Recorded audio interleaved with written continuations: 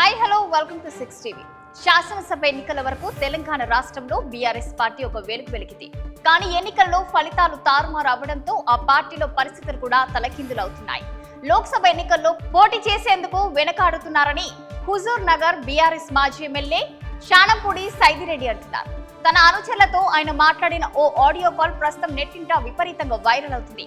2 రోజుల క్రితం సైదిరెడ్డి గులాబీ బాస్ కి టాటా చెప్పి కాషాయ కండువ కప్పుకున్నారు. ఢిల్లీ పెద్దల నుండి సడన్ గా పిలుపు రావడం, నల్గొండ ఎంపీ టికెట్ ఆఫర్ ఇవ్వడం వెంటనే జరిగిపోయాయని, అందుకే కమలం గూటికి చేరుకున్నానని కార్యకర్తలకు చెప్పారు.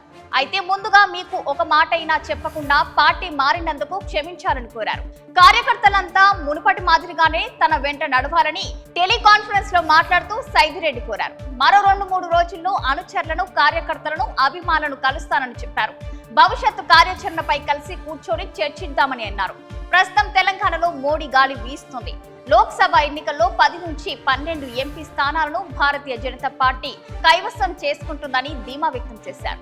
రానున్న లోక్సభ ఎన్నికలలో అఖండ విజయాన్ని అందుకుని కేంద్రంలో మరోమారు బీజేపీదే ప్రభుత్వాన్ని ఏర్పాటు చేయడం ఖాయమని, మోడీనే మరలా ప్రధాని అవుతారని చెప్పుకొచ్చారు. తాను హుజూర్ నగర్ లో రాజకీయ అరంగేట్రం చేసిన సమయంలో బీఆర్ఎస్ కు ఒక సర్పంచ్ కూడా లేడని, అలాంటి పార్టీని ఎక్కడి నుండి ఎక్కడికి తీసుకొచ్చామో తెలుసు కదా అంటూ అనుచరులలో ఉత్సాహాన్ని నింపేలా మాట్లాడారు.